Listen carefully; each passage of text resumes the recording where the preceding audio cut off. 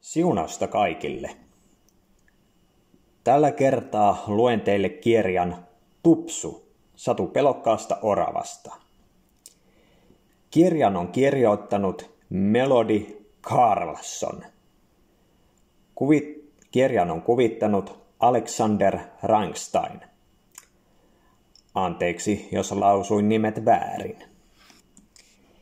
Kirjan on suomentanut Merja Länsä. Ja kirjan on julkaissut vuonna 1997 Aika Oy Kristilliset kirjat, nykyinen Aika Media.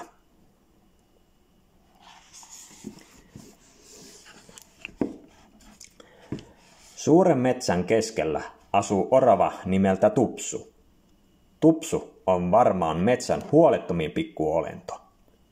Tupsusta on kivaa loikata puron yli. Silloin siitä aina tuntuu, kuin se lentäisi. Tupsu rakastaa suurta metsää. Se tietää, että Jumala on luonut metsän ja kaiken mitä siellä on. Korkealle kohottautuvat puut ovat Tupsun kiipeilyvuoria. Sammaleen peitossa oleva maa on sen hyppyalusta. Paksujen, tuuheiden oksien kätkössä on Tupsun salaisia piilopaikkoja. Koko maailmassa ei ole ihanampaa paikkaa kuin Tupsun kotimetsä. Joka päivä Tupsu loikkii ympäri metsää ruokaa keräämässä. Sen tarkat silmät huomaavat maukkaan marjan tai kieltävän siemenkodan. Joskus se saattaa löytää aarteen, kuten kukan tai höyhenen tai täplikkään sienen. Se kantaa kaiken löytämänsä korkealle puuhun pesäänsä ja kätkee sen huolellisesti pesänsä nurkkiin. Sen haaveena on täyttää koko kotinsa aarrekokoelmalla.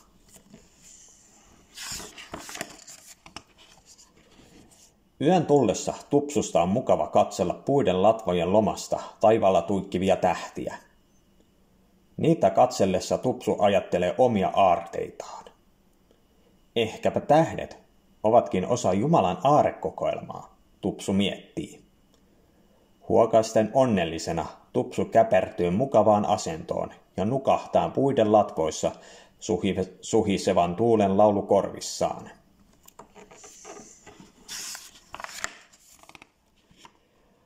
Tupsu herää joka aamu lintujen viserykseen ja sirkutukseen. Niiden onnellinen laulu kertoo sille, että on aika kavuta alas puusta keräämään ruokaa ja löytämään, toivottavasti, uusia aarteita. Eräänä kauniina aamuna Tupsu heräsi ja alkoi laulaa yhdessä lintujen kanssa. Silloin tapahtui jotakin kauheaa.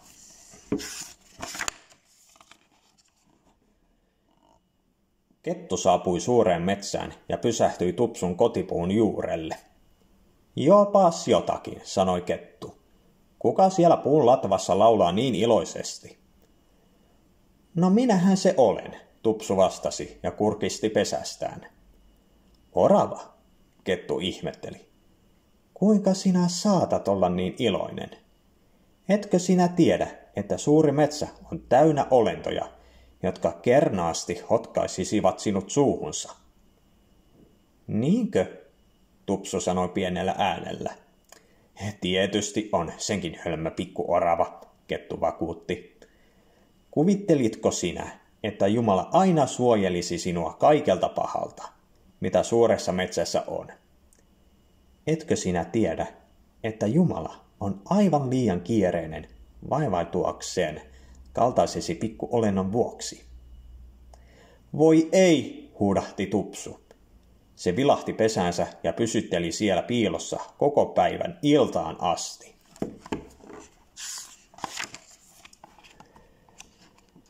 Seuraavana aamuna Tupsun oli pakko lähteä päivittäiselle ruoanhakumatkalle. Mutta se oli peloissaan muistaessaan, mitä kettu oli sanonut. Tupsu kiipesi varovasti ja ääntäkään päästämättä alas kotipuustaan ja loikki niin nopeasti kuin jaloistaan pääsi puron poikki ruokaa etsimään.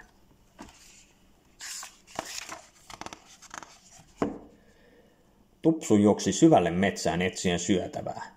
Kun se saapui suosikkiniitylleen, se näki jotakin sellaista, mitä se ei ollut koskaan aikaisemmin siellä nähnyt. Valtava karhu. Valtava, nälkäisen näköinen karhu, joka halusi nielaista Tupsun. Voi ei, Tupsu kiljasi sydän jyskyttäen. Kettu oli oikeassa. Suuri metsä on täynnä olentoja, jotka haluavat syödä minut. Tupsu pakeni paikalta. Niityn poikki joen yli ja vikkelästi ylös puihin. Ylhäällä puiden oksilla se varmasti olisi turvassa. Ystävällinen lintu seurasi Tupsua tämän kiivetessä erääseen korkeaan puuhun. Seis, Tupsu, se sirkutti. Etkö tulisi leikkimään kanssani? Tupsu katsoi taakseen ja niin tehdessään siltä näytti, kuin puu olisi ollut juuri avaamassa suutaan. Voi ei, Tupsu kiljaisi. Jos pysähdyn, puu nielaisee minut. Mitä sinä höpiset, lintu kysyi. Eihän puu voi sinua nielaista. Mutta Tupsulla oli niin kiire rynnätä takaisin kotipesäänsä, ettei se kuullut, mitä lintu sanoi. Samana yönä, kun Tupsu kuunteli suuren metsän ääniä, se kuuli ketun lipevän äänen. Te yksinkertaiset olennot, kettu sanoi kaikille eläimille. Talvi on tulossa. Luuletteko, että Jumala silloin huolehtii teistä? Tupsu kyyhötti kolossaan kaikkien aarteitteensa keskellä. Se ei tiennyt, mitä talvi tarkoitti. Se ei ollut vielä nähnyt yhtään talvea. Mutta mitä tahansa se sitten olikin. Tupsu pelkäsi sitä jo nyt.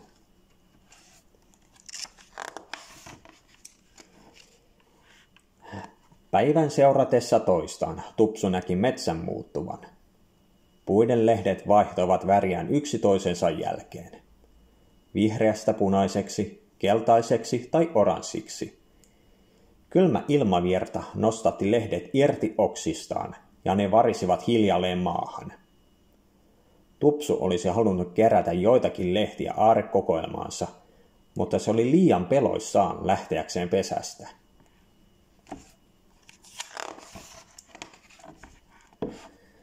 Tuli talvi.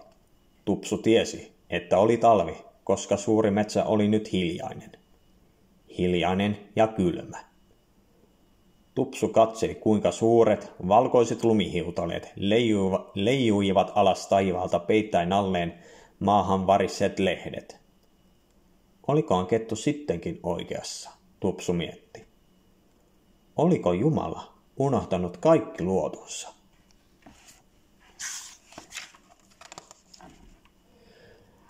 Tupsu tuli päivä päivältä uteliaammaksi katsellessaan suuressa metsässä tapahtuvia muutoksia. Miltä hän tuntuisi rämpiä lumessa? Lopulta sen oli ihan pakko saada tietää. Tupsu suorastaan liukui alas puusta ja tupsahti hankeen. Lumi tuntui kylmältä sen pienissä jaloissa. Se vilkuili valpaasti sinne ja tänne, jos vaikka näkyisi pelottavia olentoja. Tullessaan purolle Tupsu pysähtyi äkisti.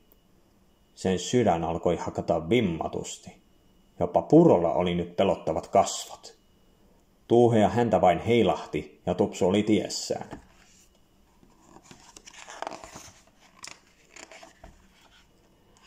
Päivästä päivään suuri metsä pysyi kylmänä ja pelottavana. Tupsu pysytteli lämpimässä pesässään. Se nakerteli siemeniä ja tammenterhoja, joita se oli kauan sitten kerännyt. Tupsu kaipasi entisiä onnellisia päiviä. Se olisi halunnut kuulla lintujen laulua ja tuntea auringon lämpöä. Oi kuinka se toivoi, että ne tulisivat takaisin. Mutta vielä talven kylmät tuulet karkottivat lämmön ja laulun.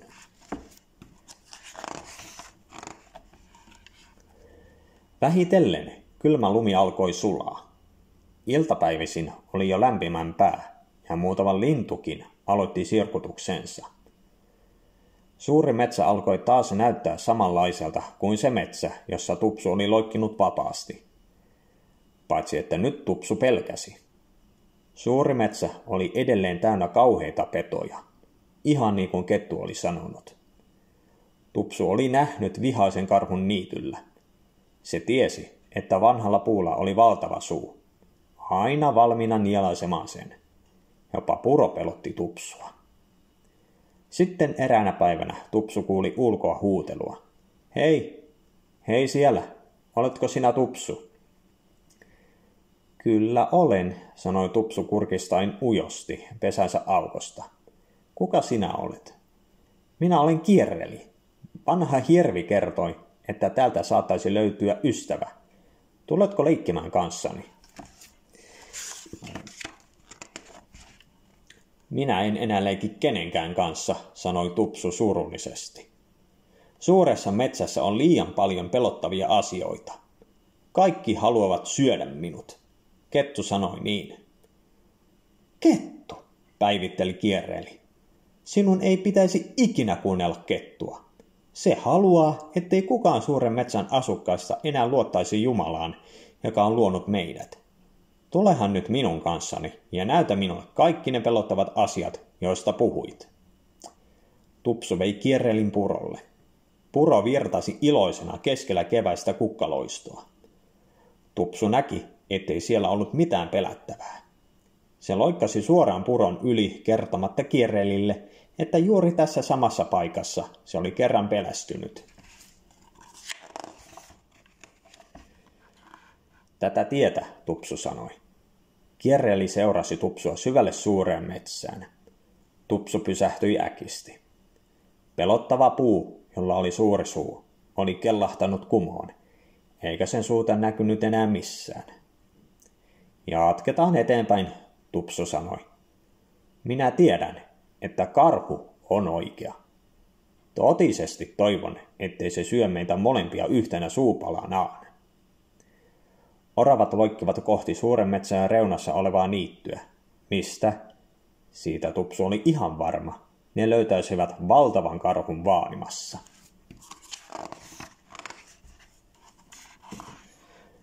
Tämäkö on se sinun valtava karhusi? Kierreli kysyi, kun oravat olivat tulleet suuren metsän reunaan. Hyvänen aika sentään, sanoi Tupsu. Olenko minä koko ajan pelännyt pelkkää kiveä? No, onhan tuo melkoinen kivi, sanoi Kierreli. Mutta se on vain kivi, Tupsu sanoi. Ja minä pelkäsin, koska olin kuunnellut kettua. Kettu sai minut uskomaan, että Jumalalla on niin kiire, ettei hän ehdi huolehtimaan minusta, koska olen vain pieni orava. Hetken aikaa oli hiljaista. Tupsu kuunteli kaikkia suuren metsän ihania ääniä.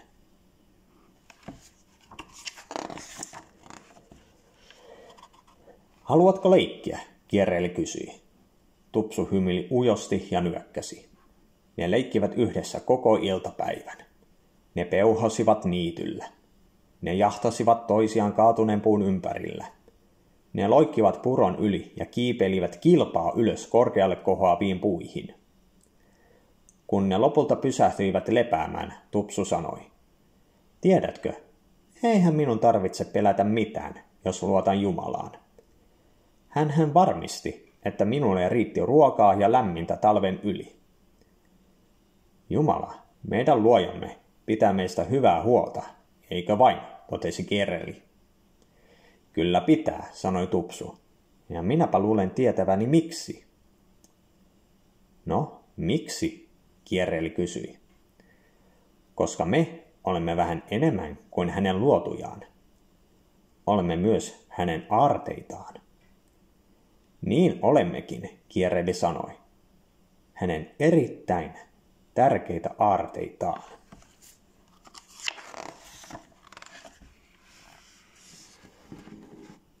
Pelkoa ei rakkaudessa ole, vaan täydellinen rakkaus karkottaa pelon. Pelossahan on jo rangaistusta. Se, joka pelkää, ei ole tullut täydelliseksi rakkaudessa.